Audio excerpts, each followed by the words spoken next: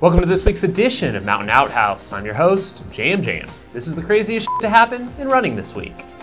This week's stories include the 2017 Ultrarunners of the Year, which 100 miler is getting its very own special brew for its 25th anniversary, and who in the world are the Cappuccino Cowboys. Last week, we left off with the number 3 Ultrarunners of the Year, according to Ultrarunning Magazine's annual North American rankings. This week, we lead off with the announcement of the top 2.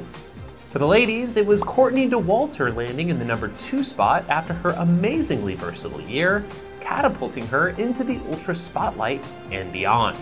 She twice set the 24-hour American record after briefly losing it to former record holder Katelyn, won the Run Rabbit Run 100 mile for the second year in a row, and won the inaugural Moab 240 mile endurance run outright. Killer year, and we'll have a feeling we'll be hearing a lot more from Courtney D in 2018. This leaves top honors to Camille Herron, who had a bit of a storybook year, including a win at the Comrades Marathon, a shattering of the 100-mile world record for women, not to mention the top 100-mile time of anyone in 2017, and a new 12-hour world record formerly held by Ann Trayson, set back in 1991. She also won some trail races, including the Bandera and Tarawera 100Ks. Camille did have a couple setbacks with drops at both Western and Leadville, but she's determined to return to Squaw in 2018. On to the guys, and one word sums it up. Coqueninos! How do you pronounce Coquenino Cowboys? Coquenino. In second position, we have fairly new to the scene, Tim Frericks, who absolutely blew things up in 2017.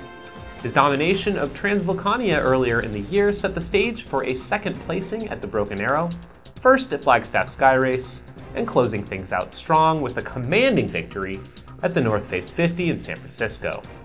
His bro and fellow Flagstaff Cowboy takes top honors for second year in a row. Jim Walmsley didn't have a perfect season, but it was pretty damn impressive, despite setbacks, which is what ultrarunning is all about. Jim started the year hot with course records at Tarawera and Gorge Waterfalls 100K, before burning out for a moment with the DNF at Western States. He regrouped and won the Speedgoat 50K, and then placed 5th at the UTMB. Well, that concludes the UROY votings, and it only took us till near the end of January.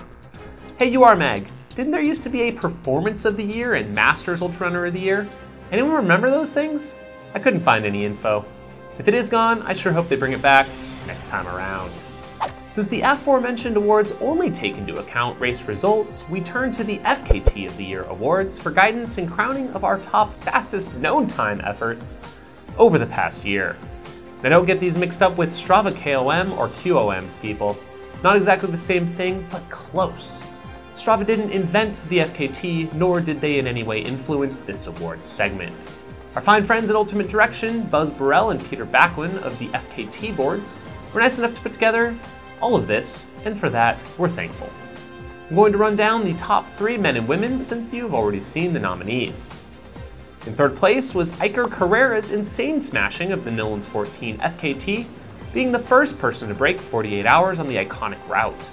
This is a historic lowering of the time by over 6 hours. Amazing. For the ladies, it was Ashley Nordell's takedown of the Ozark Highlands Trail in Arkansas, finishing 2 days, 10 hours, taking almost 4 hours off Jenny Foster's time. In second place were 2 achievements so good and ridiculous that we don't know how they didn't win.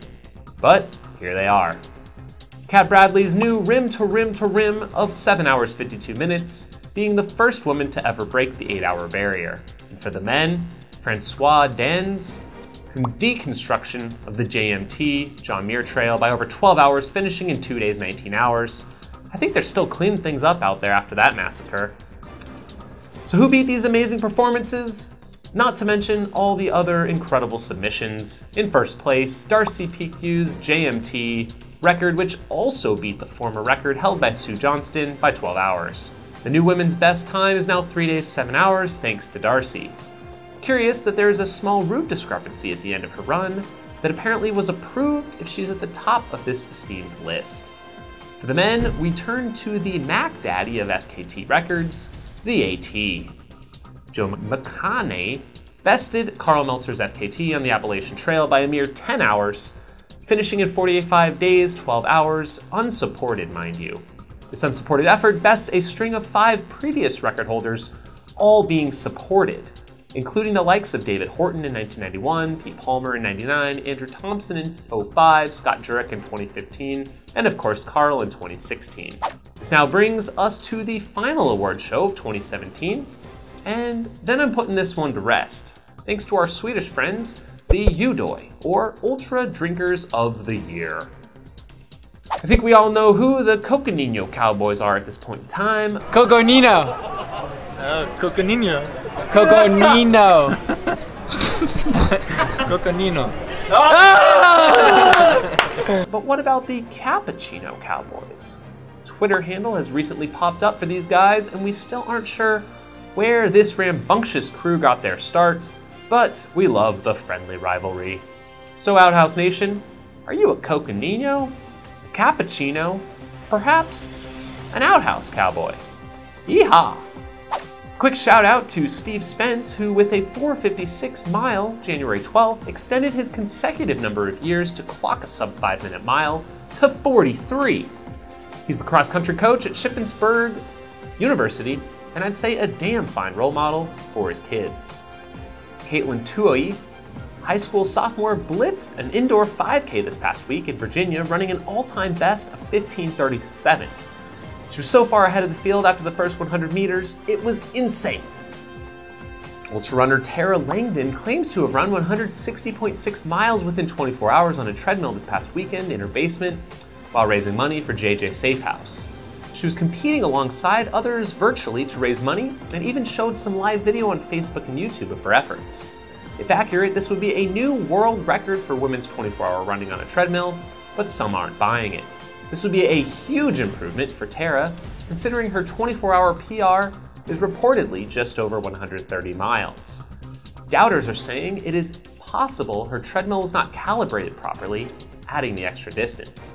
One odd thing, it seems like each mile of the run has a different split time with little consistency. Was she constantly changing speeds? What do you think? I'm all for super tough races, but I'm not even sure about this one. The UK's Montane spine race is 268 miles long in full-on winter. 118 hardy souls started the thing. Carol Morgan of Ireland won again, this time in 130 hours. For the men, it was Pavel Polonsi with a 109-hour win time, his third. 53 in total battled the harsh conditions to come away with a finish this year. Pretty good considering. Courtney D was back at it this past weekend in Arizona at the Coldwater Rumble trail runs. She again showed why she's the #2 Ultrarunner of the Year by beating the entire field and both men's and women's course records. Just hot damn. In the associated 100-miler, we saw Tonya Keys take down her second annual win in 21:08 ahead of 100-mile monster Angela Chartel, who was just returning to form from some surgery last year. For the men, it was Jacob Jackson with a huge margin of win, placing first in 15:53. The Ultra Trail World Tour wrapped up their 2017 awards by crowning their champs in Hong Kong, just ahead of the first race of the 2018 season at the Hong Kong 100K. This mixed course of beaches, mountains, and stairs winds their way above the city. Keep an eye out for Cappuccino Cowboy Alex Nichols to be a strong contender for the win. We'll have full results next week.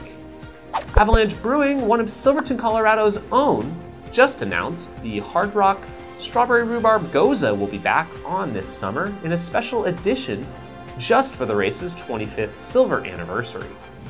You had me at rhubarb and Goza. I'm already salivating. Another week, another course-cutting cheater it seems, this time down under. A runner by the name of Mark Robeson has been accused of cheating at the Australia Day Ultra, who cut the course up to 7 times during an attempt at a 100K distance. Failed to hit the far timing mats, and when volunteers at the far turnaround aid station on the out and back course kept an eye out for him, they never saw him.